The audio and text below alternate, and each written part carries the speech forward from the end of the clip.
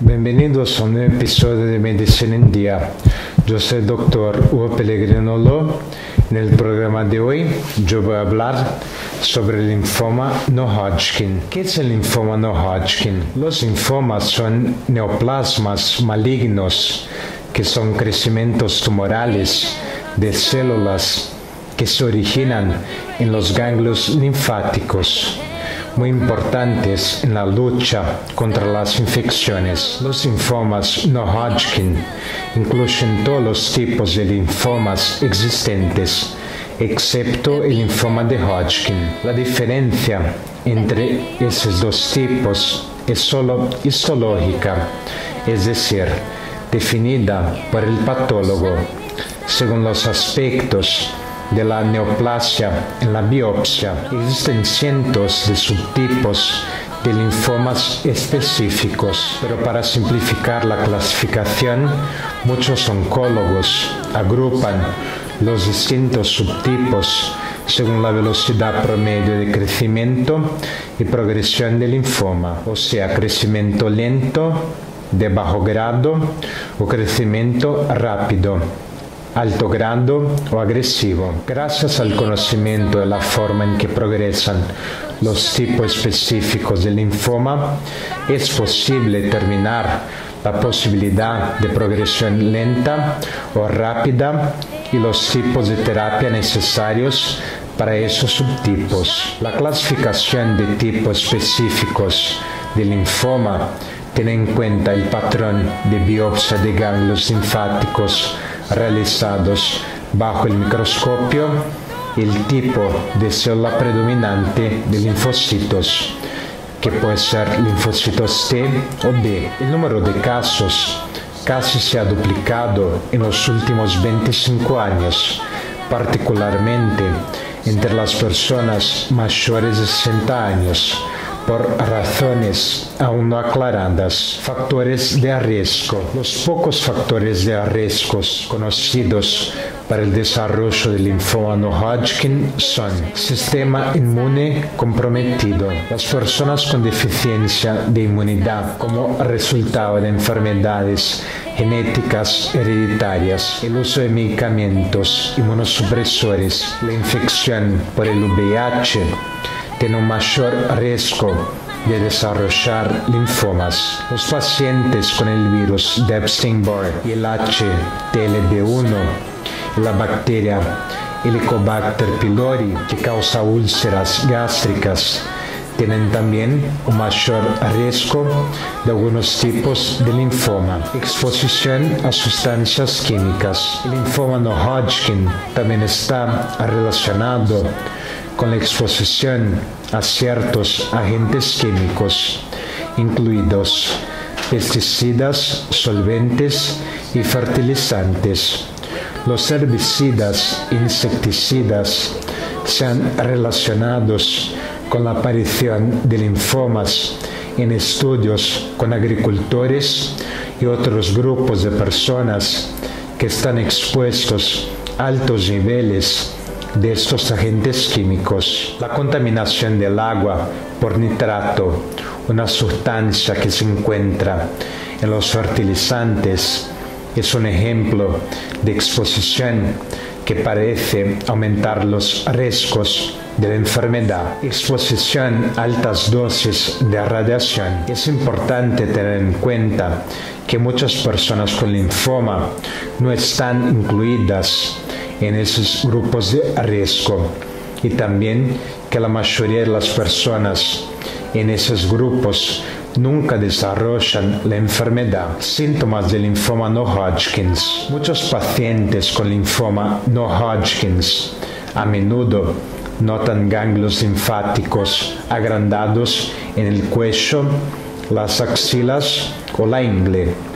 El agrandamiento de los ganglios linfáticos es menos frecuente cerca de las orejas, el codo, la garganta o cerca de las amígdalas. En raras ocasiones, el linfoma no Hodgkin puede empezar en otro lugar, como los huesos, pulmones o la piel. En tales casos, los pacientes generalmente experimentan síntomas relacionados con la afección total, como dolor en los huesos, tos, dolor en el pecho, erupciones o nódulos en la piel. Los pacientes también pueden experimentar síntomas como fiebre, escalofríos, sudoración excesiva, especialmente por la noche, fatiga, pérdida de apetito o pérdida de peso, y durante el examen médico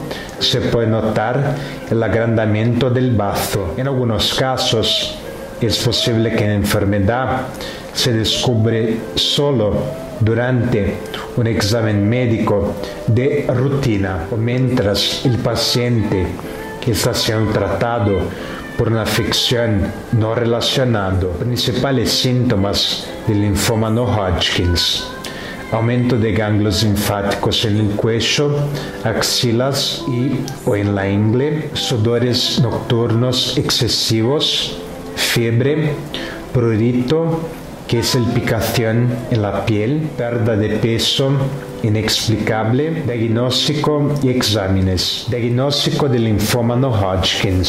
Se necesitan varios tipos de pruebas para el diagnóstico adecuado del linfoma no Hodgkins. Esas pruebas permiten determinar el tipo exacto del linfoma y aclarar otras características cuya información es útil para decidir la forma más efectiva de tratamiento a emplear. Biopsia. Durante la biopsia se extrae una pequeña porción del tejido, generalmente los ganglios linfáticos afectados por el linfoma no Hodgkin, para su análisis en un laboratorio de anatomía patológica. Existen varios tipos de biopsia, incluyendo los siguientes: biopsia excisional. A través de una incisión en la piel se extirpa todo el ganglio linfático, que es la biopsia excisional. Se considera el estándar de calidad para el diagnóstico de linfomas. Punción de aspiración con aguja fina. Se extrae una pequeña porción de tejido mediante aspiración a través de la aguja. Biopsia y aspiración de médula ósea. Se toma una pequeña muestra de la médula ósea, o sea, una biopsia, o sangre de la médula ósea por aspiración a través de una aguja. Este examen es necesario para determinar si la enfermedad también se extiende a la médula ósea. Información importante que puede tener implicaciones para el tratamiento a emplear. Punción lumbar. Se extrae una pequeña porción de líquido cefalorraquídeo que baña el cerebro y la médula espinal. Ojo, no se debe confundirse con la médula ósea. Ese procedimiento determina si el sistema nervioso central ha sido afectado por la enfermedad. Exámenes de imagen. Esas pruebas se utilizan para determinar la ubicación de los sitios del cuerpo afectados por el linfoma no Hodgkin. Radiografías de tórax.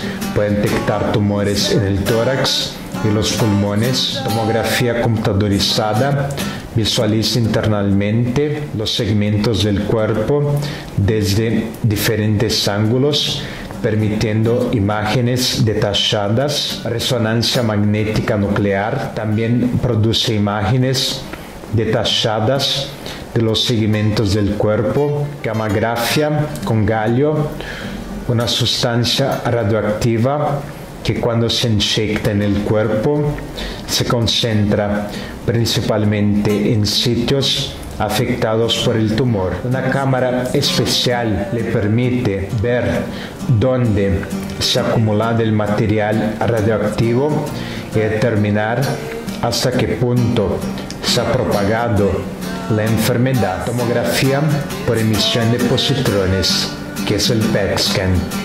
Es similar a la gammagrafía con galio, pero con una sensibilidad mucho mayor en relación con ella. Eso es fundamental en la estadificación de la enfermedad y la evaluación de la respuesta al tratamiento. Estudios celulares.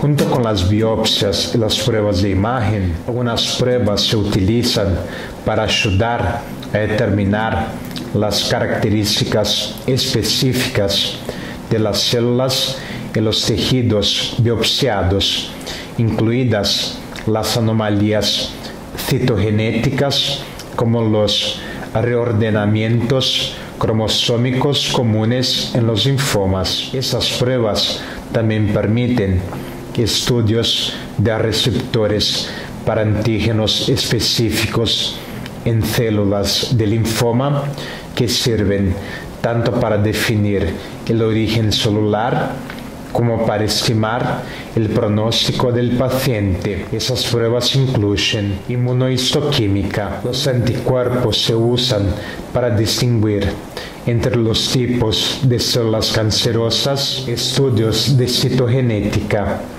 determinan cambios en los cromosomas celulares. Citometría de flujo. Las células preparadas en la muestra se pasan a través de un rayo láser para su análisis. Estudios de genética molecular, biología molecular, pruebas altamente sensibles con ADN y ARN para determinar cambios genéticos específicos en las células cancerosas. Nuevas pruebas y procedimientos de diagnóstico están surgiendo de estudios con análisis del genoma y expresión genética. Parecen aportar información importante en el futuro, pero hoy siguen siendo experimentales. Calificación. Clasificar el tipo de linfoma puede ser una tarea muy complicada, incluso para hematólogos y patólogos. Los linfomas no Hodgkins son de hecho un grupo complejo de casi 40 formas diferentes de esa enfermedad. Después del diagnóstico, el linfoma se clasifica según el tipo, ya sea linfoma no Hodgkins o linfoma de Hodgkin, y la etapa en que se encuentra, es decir, su extensión. Esa información es muy importante para seleccionar adecuadamente la forma de tratamiento del paciente y para estimar su pronóstico. Los linfomas no Hodgkin se agrupan según el tipo de célula linfoide, ya sean linfocitos B o T. También se consideran tamaño, forma y patrón de presentación al microscopio en el momento de esa determinación. Para facilitar la clasificación, los linfomas se pueden dividir en dos grandes grupos: indolentes y agresivos. Los linfomas indolentes crecen relativamente lentamente. Los pacientes pueden presentar pocos síntomas durante varios años, incluso después del diagnóstico.